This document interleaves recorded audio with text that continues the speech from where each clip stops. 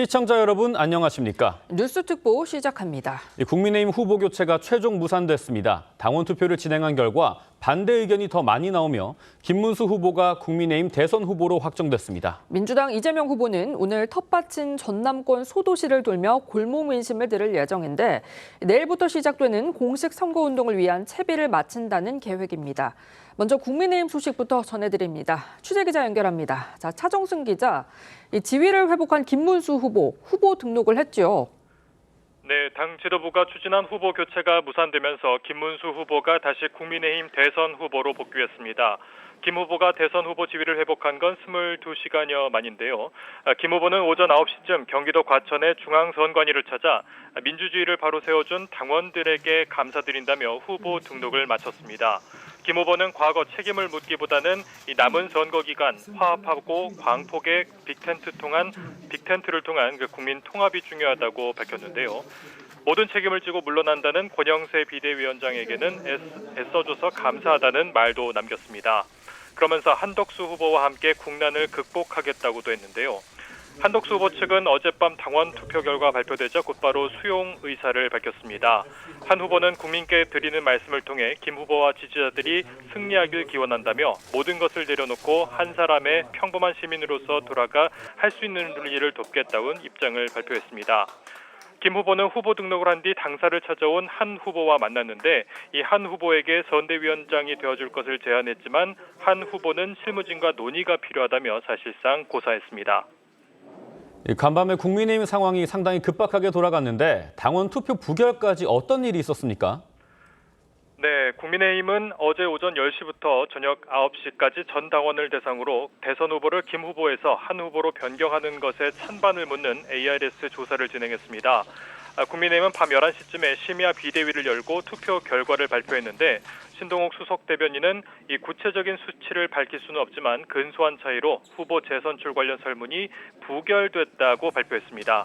이로써 국민의힘 지도부가 추진한 한 후보로의 단일화는 백지화된 건데요. 후보 교체를 주도했던 권영세 비대위원장은 단일화를 이루지 못한 건 너무 안타깝지만 이 또한 제 부족함 때문이라며 부결에 대한 책임을 지고 사퇴했습니다. 당 지도부는 후보 등록일 전 후보 단일화를 추진했지만 당원들의 판단은 달랐습니다. 경선을 치른 후보를 교체하는 게 절차적으로 정당한지에 대한 당내 문제 제기에다 김 후보 측의 가처분 신청으로 사태가 법정 다툼으로 비화할 거란 우려가 적지 않았는데요. 여기에 경선 경쟁자였던 한동훈, 홍준표, 안철수, 나경원 의원 등의 이 거센 비판이 이어지면서 이 지도부의 범보수 빅텐트 구상은 도리어 이 지지층의 분열만 초래했다는 분석이 나옵니다. 당내 친한계 의원들 16명은 이 비대위가 무리한 결정으로 대선에 큰 악재를 만들었다며 권성동 원내대표 등 지도부의 동반 사퇴를 촉구했습니다. 후보 등록을 마친 이재명 후보는 오늘 마지막으로 전남 민심 공략에 나선다고요? 네, 그렇습니다. 이재명 대선 후보는 전남 화순, 강진, 해남, 영암군을 차례로 방문하면서 이 골목 민심을 듣는 일정을 소화할 예정입니다. 이 후보는 지난 1일 경기 북부와 강원 접경지를 시작으로 이 동해안과 충청, 영남의 소도시를 중심으로 경청 투어를 진행해왔습니다. 21대 대선은 오늘로 23일 앞으로 다가왔는데요. 선관위는 오늘 오후 6시에 후보 등록을 마감한 뒤에 후보들의 기호를 결정할 방침입니다. 혼란스러웠던 국민의힘 상황이 정리가 되면서 이 완성된 대진표에 따라 각 당 후보들은 내일부터 본격적인 선거 레이스에 들어갑니다. 지금까지 정치부에서 전해드렸습니다. 자, 사상 초유의 후보 교체 사태가 끝났습니다. 당원 투표를 통해서 지위를 회복한 김문수 후보는 이 2시간 전쯤 공식 후보 등록을 마치고 본격적인 선거운동에 돌입합니다. 이재명 후보는 오늘 전남에서 경청 투어를 마무리하고 내일 광화문에서 출정식을 갖는데요. 정광재 국민의힘 대변인, 하민경 국민의힘 대변인, 김진욱 민주당 중앙선대위 대변인, 조현삼 민주당 선대위 부대변인과 자세히 짚어보겠습니다. 안녕하십니까? 안녕하십니까? 반갑습니다. 네, 먼저 그간의 국민의힘 상황을 영상으로 정리했습니다.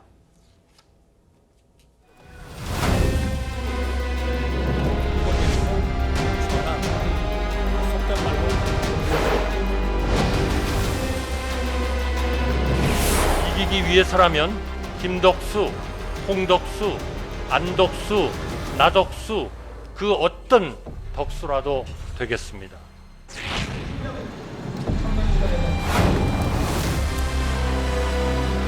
야밤에 정치 쿠데타가 벌어졌습니다.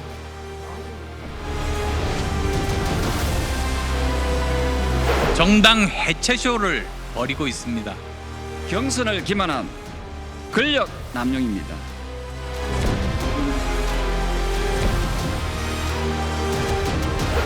순수한 차이로 저희가 그동안 진행해온 후보 재선출 과정에 대한 질문이 부결이 됐습니다. 모든 책임을 지고 제가 물러나겠습니다.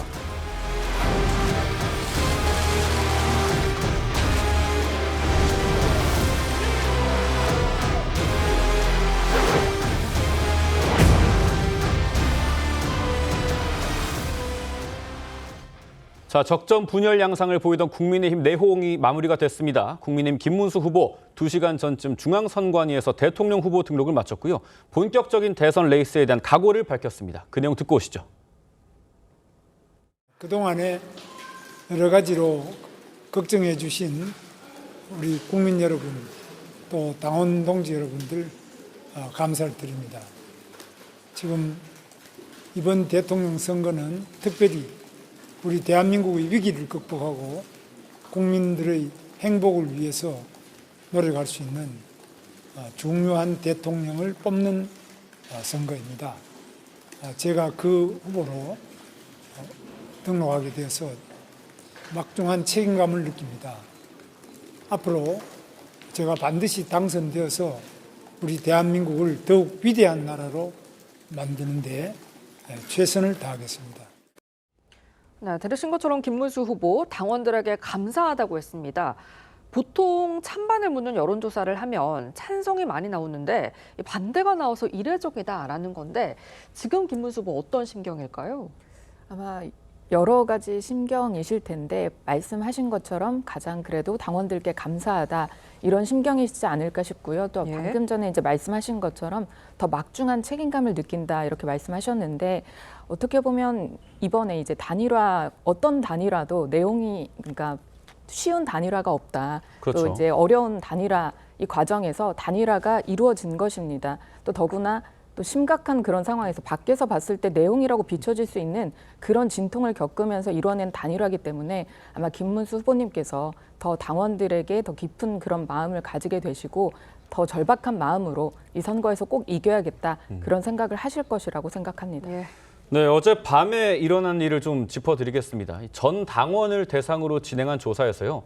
한덕수 예비 후보를 대선 후보로 변경하는 안건이 부결되면서 김문수 후보가 후보 지위를 회복을 했습니다. 이 당원들이 당 지도부의 결정을 좀 정면 반박한 모양새다 이런 의견도 있습니다. 사실 어제와 같은 당원 표결 결과가 나올 거라고 예상한 분들은 많지 않았을 겁니다. 네. 제 주변에 뭐 이렇다 할 그러니까 정말 정치에 많은 관심을 갖고 계신 분들도 당연히 찬성 여론이 많았기 때문에 결국에는 한덕수 후보로 단일화가 되는 것 아니냐라고 예상을 했는데 저는 두 가지 요인 정도가 작용했다고 봅니다. 첫 번째는 이게 새벽에 이루어지면서 절차적 정당성 또 당내 민주주의에 대한 우려가 커진 게 첫 번째 원인이라고 보고요. 그러니까 특정인만을 후보로 공고를 해서 받을 수 있을 정도로 만들어놨다는 점에 대한 반발. 또 하나는 지난 경선 과정에서 김문수 후보와 경쟁해서 패배했던 후보들이 오전부터 굉장히 적극적인 목소리를 냈습니다. 그렇죠. 그러니까 이런 식으로 후보를 일방적으로 교체하는 것은 당내 민주주의에 맞지 않다. 그래서 그 후보들을 지지했던 사람들이 ARS 전화를 받고 그 영향을 받았을 거라고 생각이 듭니다. 그렇지 않고는 하루 만에 그러니까 지난 금요일까지만 하더라도 대체로 한덕수 후보가 무난하게 찬성 여론을 바탕으로 후보가 될 것이라고 했는데 하루 만에 바뀐 것은 그런 두 가지 요인이 복합적으로 작용하면서 의외의 결과가 나왔다고 봐야겠죠. 네, 방금 짚어주셨는데 초유의 이런 후보 교체 시도와 무산, 결국은 절차적 정당성에 대한 우려가 가장 컸기 때문일까요?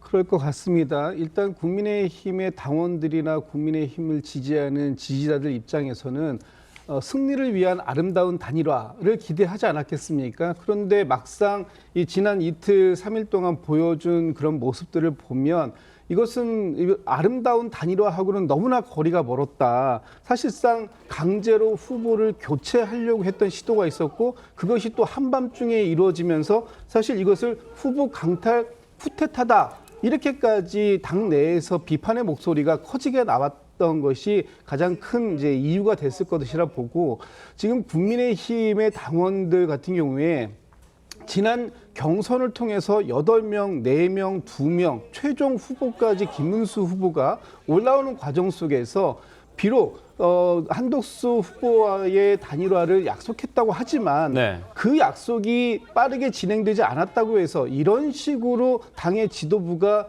이 정당의 민주주의를 파괴하는 듯한 그런 모습으로 하는 것이 맞느냐? 이것이 과연 진정한 이 아름다운 단일화, 경선을 통한 단일화 이게 맞느냐? 사실 그렇지 않고 한덕수 후보를 옹립하기 위한 지도부의 꼼수 아니었냐? 이런 생각들이 있었기 때문에 어제 하루 종일 있었던 국민 그 당원들의 표심은 결과적으로 보면 뭐 비등비등했다라고는 하지만 어쨌든 50%를 못 넘기는 상태에서 한덕수 후보가 추임받지 못했던 거 아니겠습니까? 그렇다면 이 부분에 대해서는 국민의힘의 당 지도부 지금의 이 과정을 만들어내서 사실상 자중질환을 확대시키고 질이 멸렬한 모습을 만들어낸 이 지도부에 대한 책임 이 부분까지 함께 묻는 것이다 이렇게 해석해야 될 것 같습니다. 네, 이렇게 후보 교체 문제가 일단락이 되면서 이제는 본선에 집중해야 할 텐데요.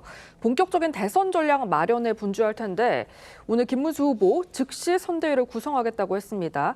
일단 사선의 박대출 의원이 사무총장에 내정이 됐고요. 한덕수 전 후보에게 선대위원장을 맡아달라고 하기도 했어요. 앞으로 어떤 인물들로 채워질 거라고 보시는지요? 네, 함 대변인.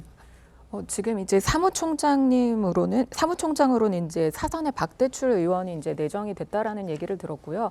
그리고 이제 김문수 후보님 측에 원래 캠프 내에 또 여러 인원들이 있었습니다. 그래서 그렇죠. 지지하고 계셨던 의원들과 그리고 또 내부의 이제 대변인들이라든지 이런 분들이 이제 선대위를 구성할 것이라고 생각을 하고요. 또 이미 선대위에 대한 구성안은 이제 당에서 가지고 있었기 때문에 그대로 이제 구성이 될 것이고 다만 이제 그 지휘를 누군가 할 것인가 이 부분은 이제 김문수 후보와 김문수 후보 캠프 측에서 아마 결정하실 것으로 보입니다. 네, 한덕수 전 후보에게 선대위원장을 맡아달라 이렇게 회동에서 제안을 했는데 일단 한 전 후보 쪽에서는 실무적인 논의를 하겠다라고 하면서 이제 유보적인 답변을 한 상태입니다. 그리고 김문수 후보가 오늘 오전 이제 선관위에서 후보 등록을 하면서 가진 기자회견에서 과거는 잊고 이제 뭐 본인이 추구하는 이 정부 구상을 위한 통합적인 인물로 텐트를 구성해야 된다 이런 취지의 말도 했기 때문에 어떤 인물이 인선에 오를지는 저희가 취재되는 대로 말씀을 드리겠습니다. 아직까지 그런데 이 김문수 후보가 강조하는 거는 반 이재명 외에 뚜렷하게 보이지 않는다 이런 이 민주당 일각의 비판도 좀 있어 보입니다. 그렇게 말씀을 드릴 수밖에 없을 것 같습니다. 지금까지 국민의힘의 대선 후보 선출 과정을 살펴보게 되면 1차, 2차, 3차 경선까지 하고 이번에 단일화 파동까지 이어서 지금 국민의힘 내부에서 후보로 선출되기 위한 그런 이합집산 같은 그런 투쟁만 보여줬죠. 어떻게 대한민국에 대한 비전과 정책을 내세울지에 대한 그런 공감대가 형성이 되지 않고 있습니다. 그래서 말씀하신 것처럼 반 이재명 빅텐트라든가 이런 식의 주장밖에 나오지 않고 있고요. 국민들이 알고 있는 수준도 그 정도밖에 안 됩니다. 그렇기 때문에 이번에 지금 그 김문수 후보가 최종적으로 국민의힘 후보로 선출이 되긴 했지만 그 과정도 굉장히 불협화음이 많았고 매끄럽지 못했죠. 네. 국민들이 기억하기로는 지금 국민의힘이 과연 어떻게 대한민국을 이끌 것인지에 대한 생각을 도저히 할 수 없는 상황입니다. 그렇다고 한다면 조속히 선대위를 구성해서 선대위 차원에서의 어떠한 정책과 비전을 보여줄 필요성이 있다고 보여지고요. 그렇지만 선대위 구성 자체가 지금 너무나 늦어진 상황이죠. 당장 월요일부터 공식 선거운동 기간이 시작됨에도 불구하고 아직까지 선대위조차 구성하지 못했다는 것 자체가 지금 현재 국민의힘이 이번 대선을 준비하는 것이 얼마나 부족하고 미흡한지를 보여주는 게 아닌가 하는 생각이 듭니다. 네, 김문수 후보는 과거는 묻지 않겠다며 빅텐트를 세우겠다고 강조를 했습니다. 그런데 이낙연 고문은 그 누구도 돕지 않겠다 이런 뜻을 밝히기도 했는데 정 대변인님, 네. 이 빅텐트 구성이 순조로울 거라고 보시는지요? 일단 우리 당의 선대위 구성이 늦어질 수밖에 없었던 점은 아마 많은 분들이 양해를 하고 계실 겁니다. 왜냐하면 우리 당의 후보가 정해지지 않은 상황에서 선대위를 구성하기는 쉽지 않았거든요. 예. 그리고 정책과 비전에 관한 이야기가 없었던 건 아닌데 이런 이야기들을 했음에도 불구하고 누가 최종 후보가 되느냐에 대한 관심이 집중되다 보니까 그런 면이 부각되지 못한 측면이 있었다는 점. 그래서 오늘 이제 김문수 후보가 최종 후보로 등록한 만큼 앞으로 내놓는 메시지들은 큰 변화가 있을 것이라는 말씀을 드립니다. 이낙연 전 총리를 비롯해서 반명 빅텐트 또 개헌을 매개로 한 연대 이런 부분들은 저는 아직도 많은 가능성들이 열려 있다고 생각합니다. 예. 반명의 메시지를 내는 것은 그만큼 우리 유권자와 국민이 이재명 후보에 대한 거부감, 이재명 후보가 그동안 보여왔던 신뢰의 이기라든가 대한민국에 대한 미래 비전이 부족하다는 측면을 강조하는 것이니까 네. 그런 것을 중심으로 해서 저는 충분히 뭉칠 수 있다고 생각하고요. 이낙연 전 총리는 당장은 정치적 메시지를 내지 않겠다라고 하는 게 본인의 정치적 위상을 높이는 데는 더 도움이 될 것이라고 생각하고 있습니다. 저도. 예. 그렇다면 뭐 이낙연 전 총리든 이준석 후보든 적극적으로 연대할 수 있는 메시지들을 김문수 후보가 내야 한다는 것이 제 생각입니다. 당 외부의 빅텐트를 구성하는 것만큼이나 당 내부의 내홍을 수습하고 결집하는 것도 중요한데 일단 권영세 비대위원장은 어젯밤 11시 반쯤 자진 사퇴 의사를 표시를 했고 권성동 대행의 거취도 지금 주목이 되고 있습니다. 당과 후보 사이에 앙금이 남아있는 상황인데 이 김문수 후보와 국민의힘 이 결집을 위해서는 어떤 과제가 좀 필요하다고 보십니까? 당장 이제 내일부터 선거 운동에 돌입을 하는 기간이고 이제 22일밖에 이제 남지 않은 그런 상황입니다. 저희가 단일화 과정을 이제 겪으면서 정말로 치열하게 이제 단일화를 하면서 이렇게 밖에서 보기에도 불안하실 만큼 이 내용이 이제 잘 사그라들겠느냐 이런 불안한 눈빛 계신 것도 저희가 수긍합니다. 그렇지만 이렇게 단일화 과정을 저희가 거치려고 했던 것은 정말로 당원들의 목소리를 듣고 그리고 일반 국민들의 목소리를 듣고 더 나은 후보를 뽑기 위한 그런 과정이었다라는 것을 한 번 더 말씀드리고 싶고요. 그 과정 속에서 이게 이제 내용이 단일화 내용이 계속되면 될수록 이제 선거 운동을 할 수 있는 기간이 사실 더 짧아지고 또 민주당 이재명 세력이 저렇게 무도하게 나오는 데에 대해서 저희가 대항할 수 있는 그런 시간도 부족한 그런 상황이라고 판단을 해서 네. 당 지도부에서 어떻게 보면 그 내용을 빠르게 마무리를 하고 단호하게 결정을 내리는 것이 단일화를 잘 마무리할 수 있겠다라는 그런 판단을 했고 당원들께서 결정해 주신 건 그건 아니다라고 이렇게 판단을 해 주셔서 결국은 김문수 후보로 저희가 단일화가 됐습니다. 그렇죠. 그리고 이번 유일한 후보가 되셨습니다. 그렇기 때문에 또 통합과 화합과 또 빅텐트, 이재명 세력에 대항할 수 있는 그런 빅텐트를 치시겠다 하셨기 때문에 그런 부분으로 다 힘을 합칠 것이라고 생각을 하고 권영세 비대위원장은 책임을 지고 이제 물러났지만 또 다른 지도부 같은 경우에 다 지금 책임을 지고 다 물러난다라고 하면 정말로 저희는 이 짧은 시간에 일할 사람이 사실은 없습니다. 네. 그렇기 때문에 선거를 정말 잘 치르고 그 뒤에 이제 결과를 묻는 것, 결과에 대한 책임을 묻는 것도 늦지 않다. 저는 그렇게 봅니다. 네, 대변인. 제가 볼 때는 그런 방식으로는 지금의 이 그 국민의힘의 내홍을 수습할 수가 없을 거라고 봅니다. 일단 후보를 끌어내리려고 했던 주체 세력들이라고 지목받고 있는 권성동 원내대표가 지금 그 자리에 있는 동안 어떤 상황들이 어떻게 전개될지 모른다라는 것이 김문수 후보 측의 입장일 수 있습니다. 특히 그 김문수 후보 측에서 지금 당내에 과거는 묻지 않겠다라는 식으로 얘기하지만 김문수 후보가 가지고 있는 이 과제가 한두 개가 아니에요. 예를 들면 가장 대표적인 게 이번 대선을 어떤 그 캠페인으로 갈 거냐 하는 겁니다.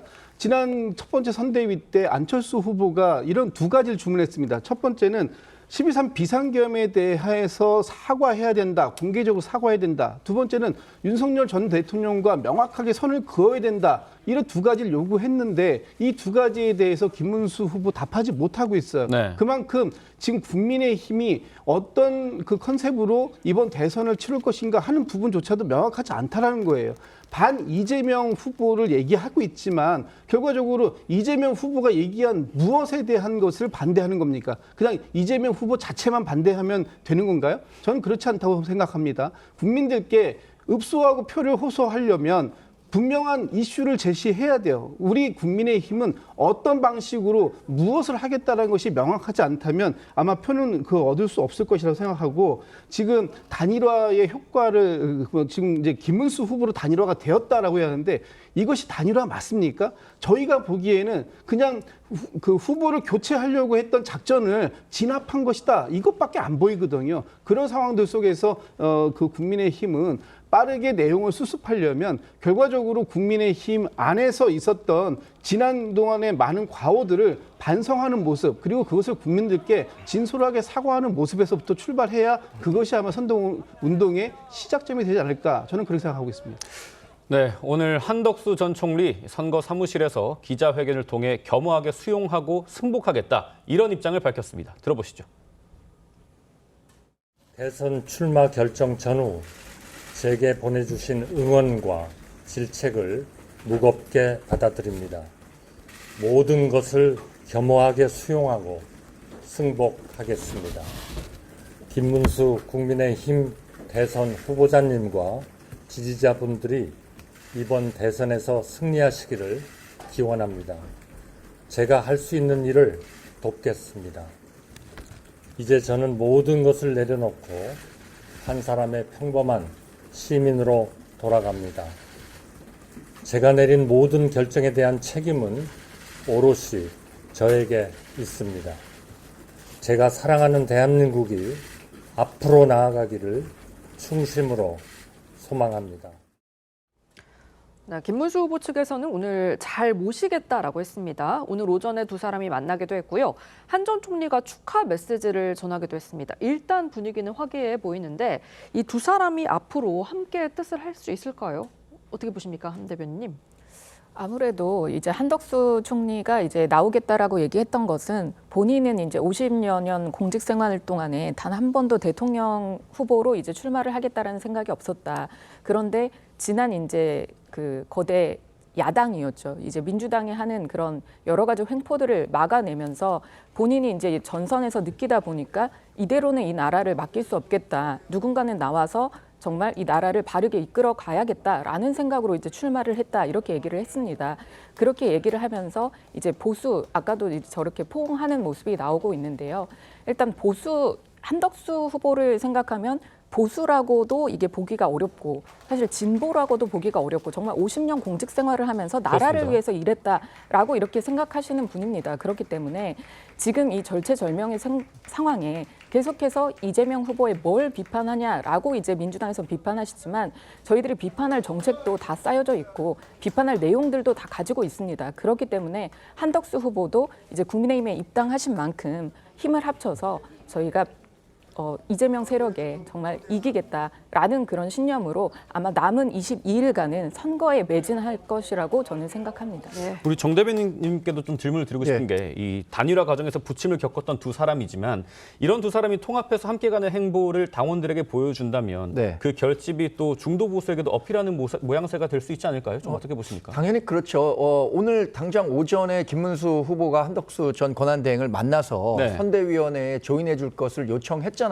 물론 즉석에서 한덕수 전 권한대행이 그 수용 의사를 밝힌 건 아닙니다. 그러나 한덕수 전 권한대행이 우리 당에 입당했고 이번에 본인 스스로 얘기한 것이 있습니다. 자신이 왜 대선 출마를 하려고 하는가. 지금 무도한 민주당 세력을 막아야 대한민국이 앞으로 나아갈 수 있다라고 계속 강조해 왔던 거 아니에요? 그런데 본인이 후보가 될 때는 그렇게 열심히 하겠다고 했으면서 다른 사람이 후보가 됐기 때문에 그 역할을 하지 않겠다라고 한다면 어떤 사람이 그 한덕수 전 권한대행의 과거 발언에 대한 진정성을 인정해 줄 수 있겠습니까? 저는 한 전 권한대행이 자신이 후보가 된 것 이상의 책임감을 갖고 이번 대선에 김문수 후보를 도와야 한다고 생각하고요. 그럴 것이라고 기대하고 있습니다. 그리고 물론 이 단일화라는 게 정말 어렵기 때문에 아름답게 이루어지면 가장 좋겠죠. 그러나 최악의 경우는 전 막았다고 생각합니다. 예를 들어서 김문수 후보가 법원에 냈던 가처분 소송이 인용됨으로써 우리 당의 그 갈등이 더 커질 수도 있었는데 결국에는 당원의 표결에 의해서 과반이 한덕수 후보를 인정하지 않음으로써 결국에는 김문수 후보에 대한 찬성 의사를 밝힌 거잖아요.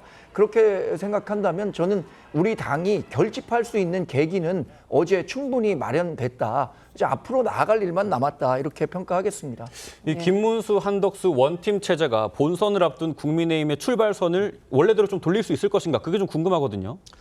물론 국민의힘 내부에서는 그 한덕수 전 총리와 김문수 후보 간의 그런 결합이 더욱더 기대하고 바라는 바가 있겠죠. 근데 저는 과연 그것이 화학적 결합으로 이루어질 수 있을 것인가에 대한 의문이 들 수밖에 없을 것 같습니다. 그런 단일화 과정이 매끄럽게 이루어진 게 아니고 사실상 당원들이 야밤에 이루어진 이런 쿠데타 같은 이런 행태에 대해서 이를 진압하는 형태로 마무리가 된 부분이 분명히 있거든요. 그렇다고 한다면 사실상 지금 국민의힘 지도부는 그동안 김문수 정당하게 선출된 김문수 후보에 대해서 사실 모욕적인 언사를 굉장히 많이 했습니다. 그 부분에 대해서 평가를 한 것이라고 할 수가 있겠고요. 한덕수 후보의 경우에는 당 외부에 있음에도 불구하고 사실상 본인이 국민의힘 후보로 선출된 것 마냥 그러한 모습을 보여줬어요. 단일화를 계속해서 강권을 했고요. 김문수 후보에 대해서 신의가 없는 사람이라는 듯이 그런 식의 몰아붙이는 그런 모습을 보여줬기 때문에 단순히 이번에 한 번에 한 차례의 포옹과 한 차례의 회담을 통해서 이것이 화학적 결합을 통해서 원팀을 이룰 수 있을 것인가? 저는 시간이 굉장히 촉박한 부분도 있기 때문에 그 부분에 있어서는 쉽지 않은 부분이 있지 않을까라는 생각이 듭니다. 네, 국민의힘에 미칠 파장 어떨지 주목이 됩니다. 권영세 전 비대위원장은 어젯밤 11시쯤에 저의 부족함 때문이다, 자진 사퇴하겠다 이런 입장을 밝혔습니다. 들어보시죠. 단일화를 이뤄내지 못한 것은 너무나 안타깝습니다만 이 또한 저의 부족함 때문이라고 생각합니다. 모든 책임을 지고 제가 물러나겠습니다. 짧은 기간이었지만 너무나 어려웠던 시기에 저와 함께 노력해 주신 모든 분들께 감사의 뜻을 전합니다. 네, 국민의힘 의원 16명은 비대위가 큰 실망과 상처를 안겨줬다. 권영세 사퇴만으로는 안 된다.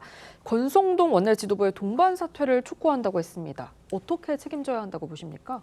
저는 아까 전에도 말씀드렸던 것처럼 분명히 이제 그 권영세 비대위원장께서 얘기하셨을 때 이렇게 단일화 절차를 진행하는 것에 대해서 오롯이 내가 책임을 지겠다라고 얘기를 하셨고 그 약속대로 사실 사퇴를 하셨습니다. 그리고 다른 의원님들 16분이시라고 했나요? 그 의원님들께서 이게 비대위원장의 사퇴만으로는 안 된다. 이제 전부 다 지도부, 권성동 원내 지도부 동반 사퇴를 얘기를 하셨는데 저는 지금 이제 저희가 민주당보다 늦어도 한참 늦었습니다. 민주당 같은 경우에는 예전부터 이재명 후보가 후보이기 전부터 이재명 홀로 후보였었을 때부터 이제 다 모두 하나로 다 민주당이 정말 다 화합해서 선대위를 이미 다 구성을 했었고 한참 전부터 정책을 다 받아왔습니다. 그렇게 대비가 된 민주당과 우리는 이제 내일이면 이제 선거운동에 돌입하는데 이제 저희가 선대위를 꾸려야 되는 이런 상황입니다. 이런 상황 속에서 제가 아까 말씀드린 것처럼 지도부 전체의 사퇴, 책임을 지고 사퇴하는 것도 좋습니다. 그러나 정말 남아있는 이 22일간은 대통령 선거에만 집중했으면 좋겠다. 이 자리나 아니면 이 대통령 선거 이후를 바라보지 않고 정말로 이 대통령 선거에만 집중하는 그런 국민의힘이었으면 좋겠다. 그래야 우리 국민의힘을 지지하고 또 보수를 지지하는 분들께 저희가 최소한의 면목이 있는 게 아닌가 저는 그렇게 생각합니다. 이것도 궁금한 게 지금 이런 상황에 친한계의 목소리가 점점 더 커지고 있습니다. 한동훈 전 대표, 당원들이 모욕당했다면서 친윤 구태 정치를 청산해야 한다라고 비판을 했는데 지금 친한계 목소리가 국민의힘 내부에서 좀 커질 가능성도 있어 보여요. 이게 원팀이 되는데 방해 요소로 작용을 할까요? 그 원팀이 된다라는 것이 그 원칙 없이 무조건 이합 집산해서 모인다라는 것이 원팀은 아니라고 봅니다. 네. 잘못된 부분에 대해서 분명하게 지적하고 그 부분에 대한 반성 또 쇄신 이런 것들이 있을 때 그것이 원팀으로 나가는 길 아니겠습니까?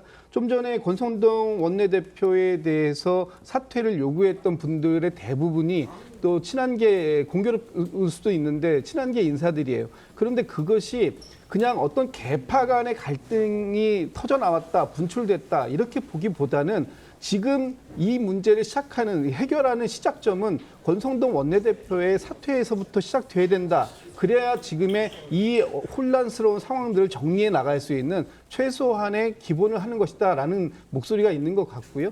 앞으로 이 대선이 이제 불과 한 23일밖에 안 남았습니다만 중요한 것은 대선을 치르는 것도 중요하지만 대선 이후에도 국민의힘이 공당으로서 존재하는 존립의 의미를 살릴 수 있어야 하는 것 아니겠습니까? 네. 그러려면 지금부터 대선은 대선대로 치루되 이 당이 지금 이번에 보여줬던 비민주적, 반민주적 행태에 대해서 어떻게 수습해 나갈 것인가 하는 부분도 함께 제시가 되어야 그것을 보고 국민들께서는 국민의힘에다가 다시 한번 지지를 줘도 이상이 없겠구나라는 걸 느끼실 거예요. 만약에 그런 모습이 보여지지 않고 김문수 후보에게 지금 가장 크게 우려하는 당내나 당 밖에서 우려하는 지점이 또 뭐냐 하면 전광훈 극우 세력이라고 하는 전광훈 목사의 자유통일당과 국민의힘이 이 대선을 통해서 단일화해가는 또는 이 통합하고 연대해가는 과정이 있는 거 아니냐 그런 우려가 당내에서도 나오고 있다는 거예요. 예. 이런 부분들까지 포함해가지고 어떻게 수습해 나가려고 할 것인가 그리고 당은 어떤 스탠스를 계속해서 취해 나갈 것인가 하는 부분이 아마 한동훈 전 대표 또는 전 후보의 입장에서도 굉장히 중요한 관심사가 될 것이다. 그 부분을 처리하는 것에 따라서 국민의힘의 미래가 또 달려 있다. 이렇게 좀 보고 있습니다. 정말 봉합이 쉽지 않은 상황인데 10분 전에 윤석열 전 대통령이 SNS에 올린 글이 있어서 저희가 짧게 소개드리고 두 분께 좀 질문을 드리겠습니다. 말씀을 드리면 이 윤석열 전 대통령이 10분 전쯤에 우리의 반대편은 강력하다. 이번 선거에서 우리는 반드시 승리할 수 있다. 이 김문수 후보가 확정되니까 지지층 결집을 좀 호소한 걸로 보여요. 그리고 이번 국민의힘 대통령 후보 경선은 격렬한 논쟁과 진통이 있었지만 여전히 건강함을 보여줬다. 이렇게 짧은 글을 남겼습니다. 국민의힘이 경선 과정에서도 이 탄핵과 계엄에 대한 입장 정리에 상당히 힘든 걸 보여줬는데 윤석열 전 대통령의 글이 지지층 결집에 도움이 될 거라고 보시는지 좀 어떻게 보십니까? 일단 윤석열 전 대통령은 아주 원론적인 얘기를 했다고 생각합니다. 예. 그러나 그 원론적인 얘기에 대해서도 다양한 해석은 있을 수 있다고 생각합니다. 사실 2017년에 대선이 박근혜 전 대통령에 대한 탄핵으로 인해 진행됐을 때는 박근혜 전 대통령은 당내에서 이뤄지는 일과 또 대통령 선거에 침묵함으로써 일정 부분 저는 본인의 소임을 다했다고 생각합니다. 그런데 윤석열 전 대통령이 지금에 벌어지는 정치적 상황에 대해서 자꾸만 메시지를 내는 것이 과연 우리 당이 지향하고 이번 대선에서 이기는 길로 갈 수 있는가에 대해서는 저는 조금 부정적으로 봅니다. 왜냐하면 결국 이번 선거가 12.3 계엄과 윤석열 전 대통령에 대한 파면 때문에 이루어지는 상황이어서 구도 자체가 굉장히 우리 당엔 불리하고 그 구도를 만든 주요 원인 가운데 한 분이 이 윤석열 전 대통령이기 때문에 이렇게 정치 전면에 나설수록 우리가 중도로 외연을 확장하는 데는 부담이 될 것이라고 판단하기 때문에 저는 그런 말씀을 드리는 거고요. 결국에는 우리 당의 리더십은 이제 김문수 후보가 어떻게 생각하고 있느냐 그 의중에 따라 달라질 거라고 봅니다. 권성동 원내대표에 대한 책임론을 주장하는 분들도 있는데 그런 책임론이 있다면 의총을 열어서 의원분들께 원내대표라는 게 의원분들이 뽑는 거니까 그 과정을 거치면 되는 거고요. 거기에서 불신임을 받으면 새로운 원내대표가 나와서 우리 당의 이 선거를 주도적으로 치르게 되는 거고 그렇지 않다면 그 정당성을 인정받아서 권성동 원내대표가 당을 이끌어 가겠죠. 네. 일단 윤석열 전 대통령이 이런 메시지를 전달하는 것이 과연 국민의힘에게 유리하게 작용할지 그렇지 않다는 것이 명확 관화함에 불구하고 이러한 메시지를 내는지 왜 내는지 좀 이해할 수가 없는 부분도 분명히 있고요. 이번 윤석열 전 대통령의 메시지를 통해서 사실상 이번 대선 구도가 더욱더 명확해진 게 아닌가라는 생각이 듭니다. 한덕수 전 총리의 경우에는 내란 2인자였죠. 김문수 후보의 경우에는 내란에 대한 동조자입니다. 내각 구성원이었고요.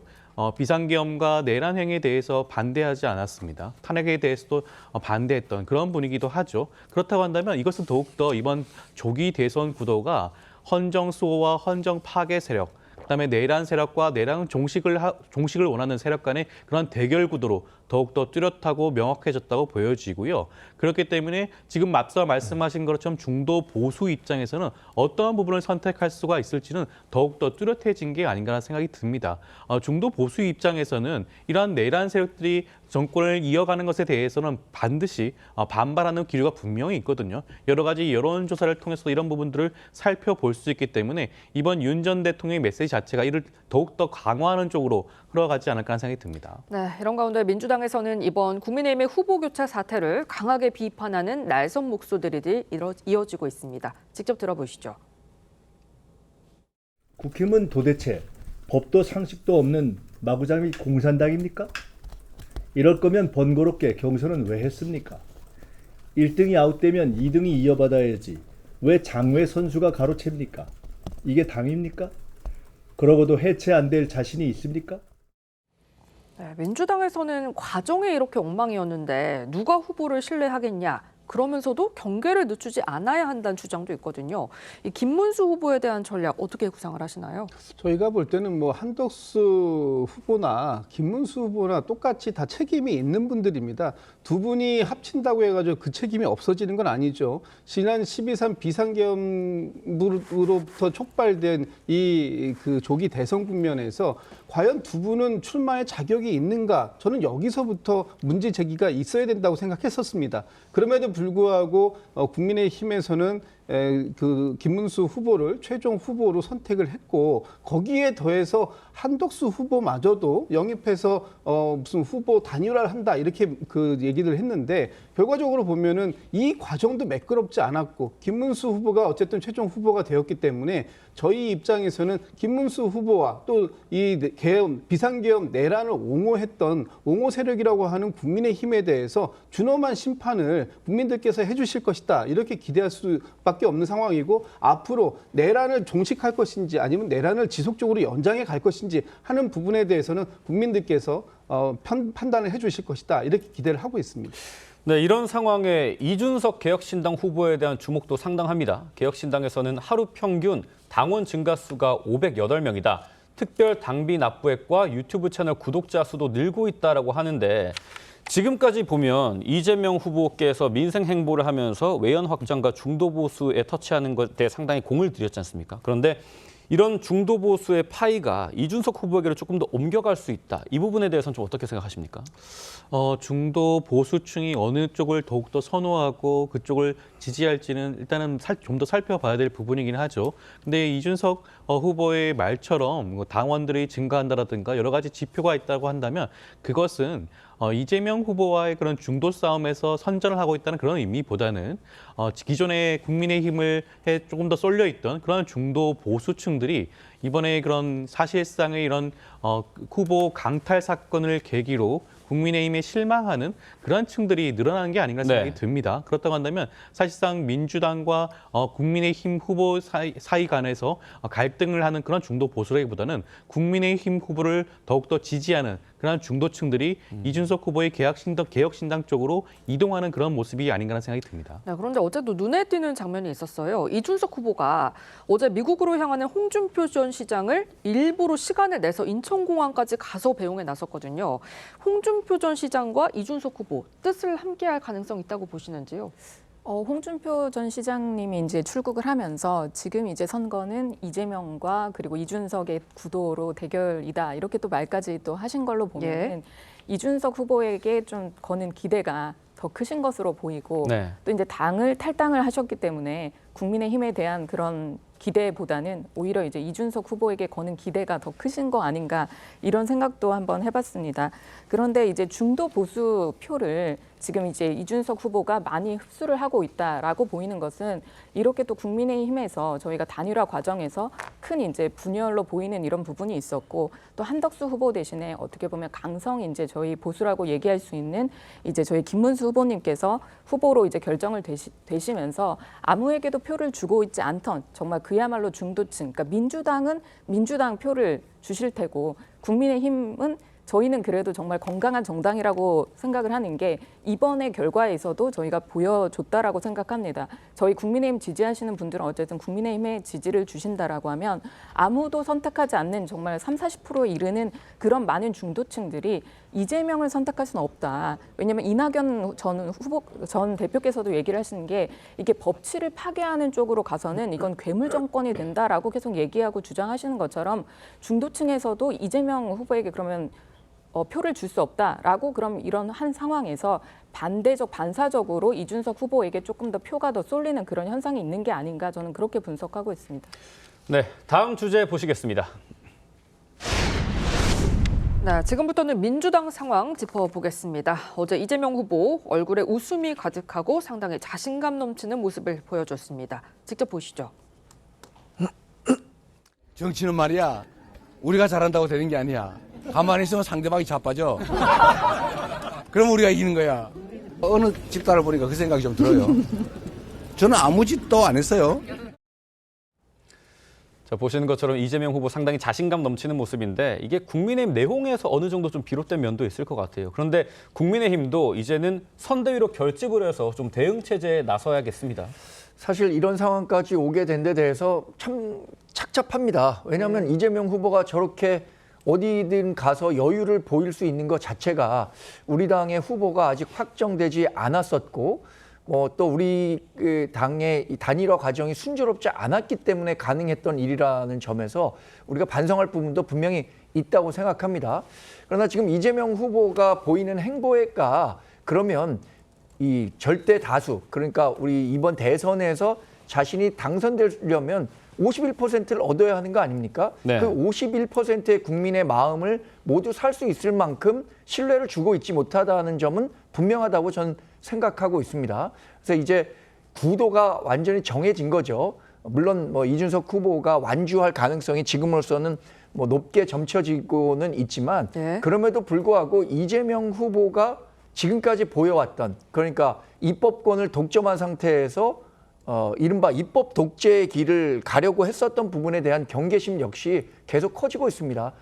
나중에 얘기할지 모르겠지만 사법부에 대한 겁박을 통해서 본인의 사법 리스크를 회피하려는 듯한 이런 모습들을 보면서 과연 이재명 후보의 민주당이 집권했을 때 대한민국이 어떤 위기로 치달을 수 있는가에 대한 위기감 역시 계속 커지고 있기 때문에 지금은 짐짓 저렇게 여유로운 표정으로 웃고 계시지만 구도가 완성되면서 우리가 이제 따라잡을 일만 남았다라는 말씀만 드리겠습니다. 예.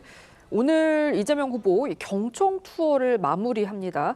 그동안 민주당 약세 지역으로 꼽히는 영남권이나 경기 북부, 강원 접경지를 찾았는데요. 그동안의 성과 어떻게 평가하시나요? 대단히 큰 성과가 있었다고 생각을 합니다. 좀 전에 이재명 후보의 어떤 이런 성과들이 그 국민의힘의 내홍에 기댄 반사이익 아니냐 이런 쪽으로 이제 말씀을 주셨는데 전혀 그렇지 않다. 준비된 후보인 이재명 후보가 본인의 정책을 가지고 본인에 대한 지지를 확인하는 그런 자리였다라는 생각이 듭니다. 이재명 후보가 지난 한 열흘 동안 51개 시군을 방문했습니다. 우리 그중에서는 민주당의 열세 지역이라고 하는 곳도 많았습니다. 그런 지역에 갔을 때 가는 곳마다 많은 분들의 지지를 확인할 수 있었고 특히 경북의 안동 유림 같은 그 안동의 유림 분들께서도 이재명 후보에 대한 높은 지지를 또 표명해 주시는 그런 상황도 있었습니다. 예. 그러니까 지금 이번에 이제 내일서부터 본격적인 선거 운동에 들어가게 되면 선거 운동의 특성상 대도시 위주로 다닐 수밖에 없는 그런 부분들이 있었는데 지난 열흘 동안 이재명 후보가 경기 북부를 시작으로 강원, 경북, 또 충청, 전북, 또 오늘 또 마지막으로 전남까지 해서 가는 곳곳마다 귀를 기울여서 골목골목에서 우리 국민들의 삶의 애환 또 그분들이 원하는 많은 목소리들을 경청했고 그에 따른 그 새로운 대한민국, 진짜 대한민국을 만들기 위한 그런 노력들을 보여드리겠다라는 약속을 하고 왔기 때문에 아마 이 지지가 계속해서 본선이 끝날 때까지 이어갈 수 있는 그런 동력을 밑바탕을 만들고 오는 그런 좋은 계기였다 이렇게 평가하고 있습니다. 네, 민생 행보에 집중하는 이재명 후보, 어제 홍준표 후보를 치켜 세우는 장면이 상당히 눈에 띄었습니다. 들어보시죠. 제가 며칠 전에 홍준표 대구시장하고 전화를 했어요. 그분이 저하고 정치적 입장이 다르기도 하고 가끔씩 저한테 미운 소리도 해가지고 약간 제가 삐질 때도 있긴 한데 그분은 나름대로 자기의 입장을 그런 대로 유지해온 훌륭한 정치인이에요. 변칙, 반칙 이런 거 그렇게 용인 쉽게 하는 사람 아니잖아요. 그리고 귀엽지 않습니까? 협력해야죠. 같이 하려고 합니다. 같이 할 길을 찾아야죠. 자, 이재명 후보 경남 창녕에서 이 창녕 출신인 홍준표 전 대구시장이 훌륭한 정치인이다. 같이 할 길을 찾아야 된다. 이러면서 통화를 했다고 밝히기도 했습니다. 외연 확장 목적으로 보시는데 저 모습은 좀 대변인님 어떻게 보셨는지 궁금합니다. 저는 이제 내부 분열을 좀 이용을 하려고 한다. 전형적인 이제 전략을 쓰고 있다. 이렇게 사실 보이고요. 이재명 후보가 이제까지 계속 통합을 외쳤지만 단 한 번도 통합의 행보를 보여준 적이 없습니다. 선거복에 정말 1번에다가 정말 요만큼 빨간색을 찍었다고 해서 그게 정말 저희 국민의힘과 보수와 통합을 하겠다라는 것인지 정말 그 작은 그 빨간 점이 오히려 정말 잊지 않겠다라고 이제 점 찍어 놓는 것처럼 저희는 불안하고 공포스럽기만 합니다. 그래서 이렇게 이제 다니면서 지금 이제 선거운동에 돌입하기 전에는 본인이 이제 예전에 대선 때 이제 졌던 그런 지역만 이제 돌아다니면서 얘기를 했는데 저런 웃음과 저렇게 여유스러운 저런 모습을 보시면서 과연 내가 이제 재판을 받지 않겠구나. 나는 이제 모든 재판의 그런 사법 리스크에서 벗어나겠구나.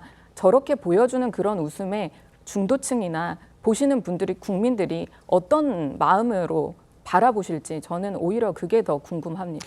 네, 오늘 이 민주당 이재명 대선 후보 전남 지역을 찾습니다. 공식 선거운동 개시를 하루 앞두고 이 텃밭을 찾는 이유는 어떻게 봐야 될까요, 변호사님? 지금 이번에 이재명 후보가 경청 투어를 한 것은 앞서 말씀드린 바와 같이 지역 소도시를 중심으로 이루어지고 있습니다. 51개 시군을 찾아서 공식 대선 운동 기간 중에 찾지 못하는 그런 곳의 시민들의 목소리를 듣기 위한 그런 행보라고 할 수가 있죠. 마지막 장소의 경우에는 전남의 화순과 강진 같은 그런 지역 소도시라고 할 수가 있습니다. 사실상 호남은 민주당의 심장과도 같은 장소이기도 하죠. 호남에서 민주당이 어떠한 입지를 가지고 있는지는 구태여 설명을 드릴 필요는 없을 겁니다. 여기에 대해서 이재명 후보 입장에서는 여러 가지 51개 투어를 돌면서 마지막 호남을 통해서 이번 대선 출정에 임하는 그런 마음을 다시 한번 다지는 그러한 자리로 만든 것으로 보여지고요. 그 과정에서 호남의 민심을 다시 한번 경전하고 이번 대선에 임하는 각오를 다시 한번 다지는 그러한 자리로 만들지 않을까 싶습니다. 네, 이런 가운데 민주당 국민화합위원회가 오늘 오후 2시죠. 국회의원회관에서 정책협약식을 엽니다. 윤여준 총괄선대위원장, 김민석 상임선대위원장 등 1,500명이 참석을 하는데요. 눈에 띄는 게 비명계 박용진 전 의원이 위원장이더라고요. 어떤 의미가 있습니까? 지금 그 우리 민주당 내에는 친명, 비명, 반명 이런 계파가 존재하지 않습니다. 오로지 이재명 후보 한 사람을 중심으로 해서 똘똘 뭉쳐서 이번에 반드시 정권을 교체해내겠다. 지난 12.3 비상계엄 내란 사태로 인해서 이 국민들이 받고 있는 이 고통을 빠르게 종식시켜서 내란을 끝내고 민생 경제를 회복하는 그런 대도약의 계기로 삼겠다라는 부분이고 거기에 모든 부분들이 참 그 한마음 한뜻으로 참여하는 것이고요. 비명계라고 얘기가 있었습니다만 박용진 전 의원 같은 경우에도 이재명 후보와 함께 지금 새로운 대한민국을 건설하는데 최선을 다하겠다라는 의지를 보이고 있고 우리 당내에 지금 있는 인사들뿐만 아니라 윤여준 전 보수의 책사라고 하시는 전 장관님이라든지 많은 분들이 민주당과 함께 하면서 민주당의 어떤 이 대선에서 보여드릴 수 있는 최대치를 끌어올려서 보여드리기 위해서 최선의 노력을 다하고 있다. 이 부분에 대해서는 내일부터 공식 선거운동이 시작되니까 그때 더 많은 부분을 보여드릴 수 있을 것이다. 이렇게 기대하고 있습니다. 그렇죠. 내일 12일부터 공식 선거운동 기간이 시작되고 본격적인 유세에 돌입합니다. 대변인님께 하나 더 여쭙고 싶은데 이재명 대표 출정 장소가 광화문입니다. 광화문을 선택한 이유와 의미가 좀 궁금합니다. 아마 이제 첫 출정이 어디에서 시작되느냐 하는 부분에 있어서 많은 분들이 이제 궁금증과 관심을 가지고 계시는데 이번 그 조기 대선이 발생하게 된 이유는 지난 12.3 비상계엄에 의해서 윤석열 전 대통령이 파면되는 그런 상황에서 맞은 선거입니다. 네. 그리고 이 12.3 비상계엄을 막아낸 것은 결국은 국민들께서 막아내신 거고 비세혁명이라고 하는 부분이 이 윤석열 전 대통령의 파면까지 이끌어냈던 그런 상황들이 있습니다. 저희 민주당은 이러한 이 국민들의 여망, 또 새로운 대한민국을 건설해야 되겠다라는 이 국민들의 여망, 그 또 다 응원봉을 들고 나와서 비세의 혁명을 보여주셨던 그런 여망들을 한 곳에서 광화문에서 모아서 그것을 가지고 이 새로운 대한민국을 건설하기 위한 진짜 대한민국을 건설하기 위한 이재명 후보의 첫 걸음을 시작하겠습니다라는 의미를 담았다 이렇게 말씀드리겠습니다. 네, 오늘까지 후보 등록 마감일인데요. 지금까지 후보 등록한 상황을 짚어보면